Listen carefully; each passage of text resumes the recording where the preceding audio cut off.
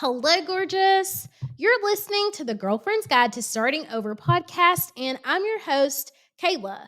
In this episode, we are going to dive into self commitment. What is it? Why is it important? What does it look like? And what are some simple ways that we can implement it? If you are just listening to this podcast for the first time, I want to say hello and welcome to my platform. I am super excited that you are here. And as always, if you are a returning listener, hey sis, welcome back. So, self commitment. All the time, people reach out to me and they're like, Kayla, I am ready to start my personal development journey. Put me in, coach. Teach me your ways. And we see a lot of momentum over the first couple of weeks. And then over time, people start to backpedal, they start to backtrack, and we're not seeing the momentum that we were seeing right when they had the idea to change. And this is because people are not always going to be motivated. You're just not. You won't always be motivated, so you have to remain disciplined. So I tell my clients that each morning when you put your feet on the floor, you get to decide that your commitment level to yourself, your dreams, your goals is a 10.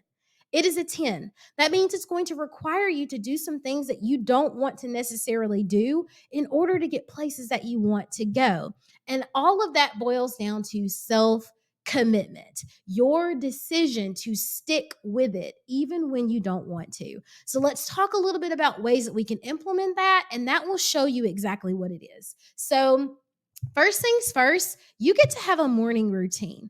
I tell my clients frequently if you do not take charge of your day takes charge of you. So there is no more hitting the snooze button or any more setting the alarm to the last minute before you can put your feet on the floor. I say frequently that when I'm asleep and I wake up in the morning, my alarm goes off, I turn off my alarm. It's in the bathroom, right? I leave my phone in the bathroom overnight so I'm not scrolling all night. I turn off my alarm. I wash my face, and then it's just for a moment, I think about my day. I think about my day. I really check in with my body. Does anything hurt? How am I feeling emotionally? Am I already having a sense of anxiety when I think about what needs to be planned for my day? So that I can start mapping out what I can do to rectify issues or to plan ahead so that things that seem overwhelming I'm ahead of it before it gets ahead of me, right? So have a morning routine, whether that's getting up and working out, getting up and having your coffee out on the balcony or your patio, whether or not that is getting up a few moments before everybody in the house so that you can have your prayer time, your devotion time, your time with your spouse, whatever that looks like for you, get into a habit of having a morning routine. FYI, it's not a part of this necessary session, but I also recommend having a wind down routine. Having that structure in your day is going to tell your body that when I say go, you go. And when I say wind down, it's time for us to wind down. Okay. Number two, hold your boundaries. Self commitment looks like holding your boundaries, and those are boundaries for yourself, which might be financial, physical, emotional. It might be self respect. And those are boundaries for other people that no, you can't drive my car. No, I'm not going to loan you money. No, I'm not going to allow you to talk to me like that. No, I'm not going to stay at work past 5 p.m. Hold your boundaries. When you move the line, you teach people that you are a pushover and that if they just give a little bit of pushback, that you're going to do what they want you to do. So it's up to you to hold your boundaries. And how people respond to your boundaries is not your problem and not your responsibility. Write that down. I always say grab a pen, tag a friend, and write that down. Okay. Number three, protect your energy. Protect your energy, sis. You get to decide that you're not going to respond to some things. I used to be incredibly reactive. People could get a rise out of me. And then I started this mantra of he who angers you controls you. And the idea of someone else having control over me did not fly well. But set your boundaries. When you recognize that a relationship with someone or interaction with someone is draining to you, cut that off or reduce that. When you recognize that someone is causing you turmoil or anger or fear, cut that off or reduce your interaction with it. You are not trapped in your career, in your relationship, in the body that you have right now. You get to make decisions to change that, and you get to decide who and what has access to you. Learning detachment is an art form. And I know that detachment can be bad, but in many times, practicing detachment and not being reactive is so good for you.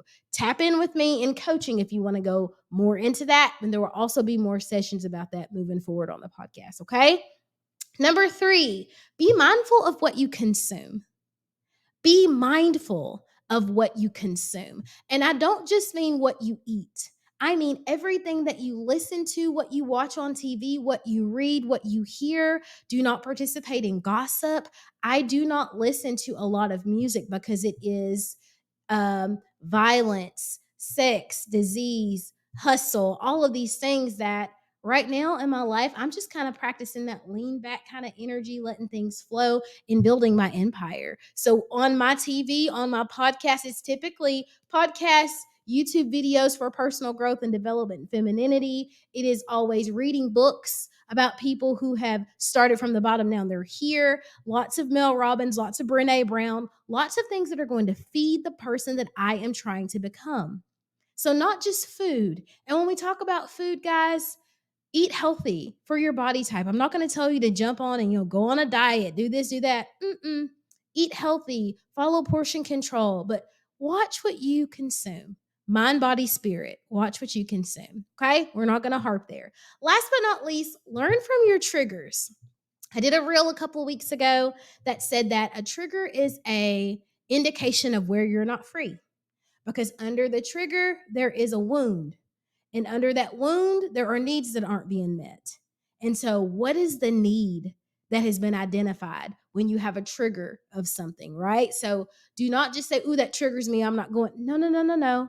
What is that trigger teaching you about yourself and what you need?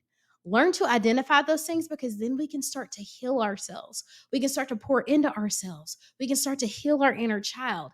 And things that used to trigger us may not hurt so bad because we've learned that that need is something that we can fulfill. Or we've learned that, you know what, that incident was not my fault. Or maybe it was my fault, but I've learned from that and I'm no longer repeating those patterns, right? So there's tons of ways that we can do better and be better and recommit ourselves when we learn from our triggers. So that's just 5 ways that we can practice self-commitment.